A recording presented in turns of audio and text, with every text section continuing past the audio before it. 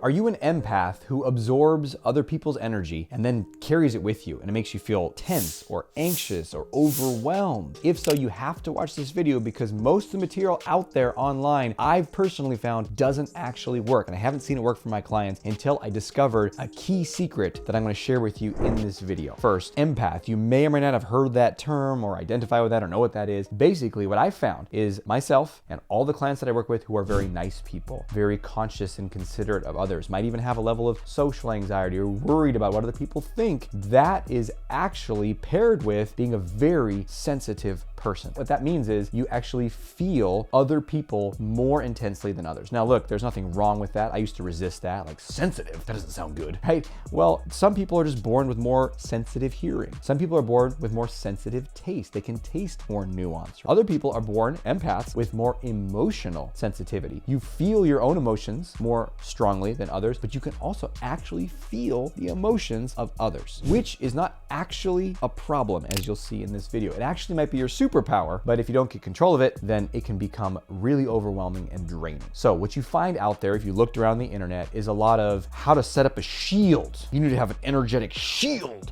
Their energy doesn't get in. Or you gotta light some sage, man. You just gotta light some sage. Oh, that actually smells quite nice.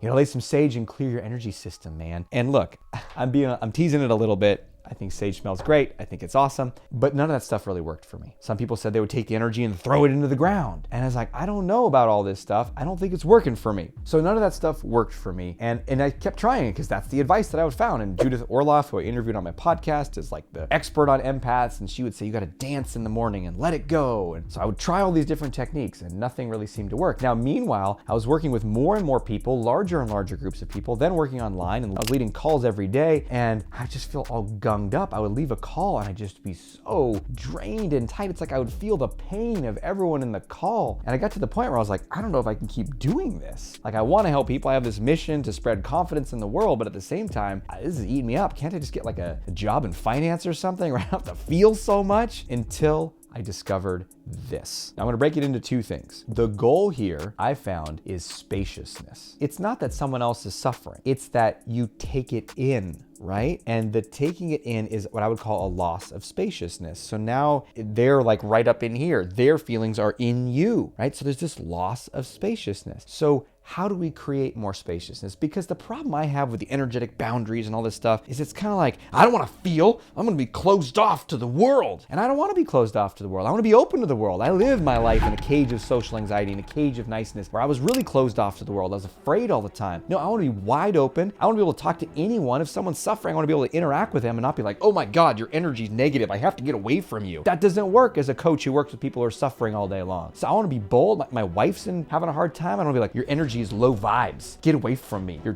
totally messing up my aura.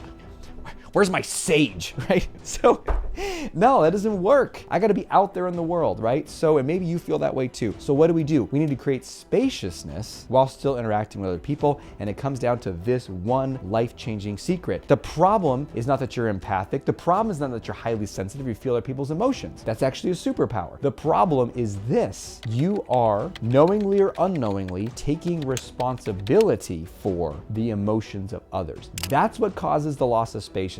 That's what causes it to get in and cause all the physical pain and emotional pain and overwhelm. And that's what causes you to feel so bad and feel so drained and want to get away from it all, that you're taking on responsibility. So let me give you a quick example. Let's say you go out to the woods. You go for a little hike, you got a little picnic lunch with you, just by yourself, having a little me time. You go out to this forest, you find a nice stump to sit on. You sit down, you open up your little sack lunch, and you look at all the trees around you. There's some birds chirping, there's some squirrels running around. It's a beautiful, quiet scene, not a human in sight. What are you doing? Well, if you're present, you're just observing. There's a tree over there. There's a squirrel. There's a bird. There's nothing that's yours to manage, to influence, to control, to fix. Now, when your friend is crying, or you walk into a room and you just feel that that person's suffering, and maybe they're not even aware that they're suffering, but you can feel it. That's just like observing the birds and the trees. That's just observing it. But you don't do that. No, you have an unconscious pattern of, my friend is crying.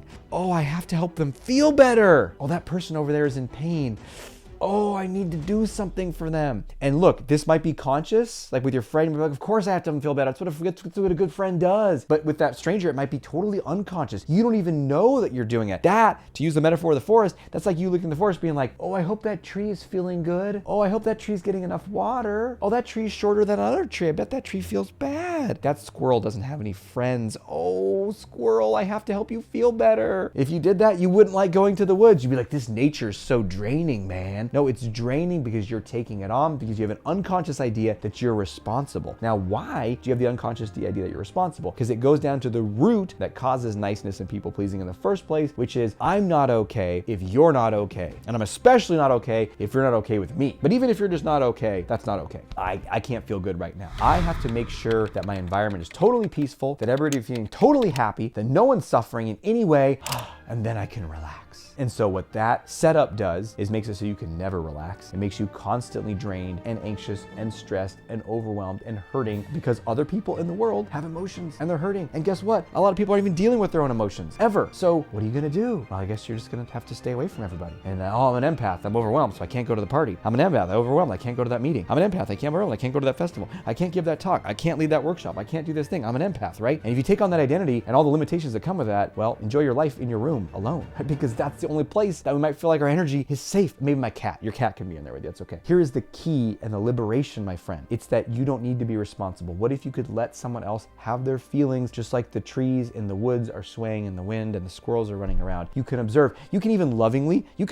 be with the trees in the forest. You can lovingly be with your friend. Sorry, you're hurting. You can see Bob across the room that you don't even know and he doesn't even know that he's hurting, and you can say, sorry, Bob's hurting inside. Not mine. It's not mine to deal with. And when you really get that, this absorbing of other people's energy stops. And when you're still thinking you're responsible for everybody, you want to fix everybody, then all the sage and jumping up and down and mantras and chants in the morning, whatever you're trying to do to clear your energy system, are not going to work because you're holding on so tight to I'm not okay if you're not okay. Change that, everything in your world will change. And I want to help you do that. If you haven't read my book, Not Nice, start with that. Or my newer book, Less Nice, More You. Start with those. Go to my website, draziz.com, and get my free mini course, or reach out to me, join my mastermind, do something to shift this, because otherwise you could be absorbing this and limiting your life for years or decades. I've worked with people that are doing this for decades and kind of painted themselves into a corner in their life, and it doesn't have to be that way. So share below in the comments, what are you finding most useful? I can't wait to hear about it. Until we speak again, may you know on a deep level that you are awesome and have the courage to be who you are.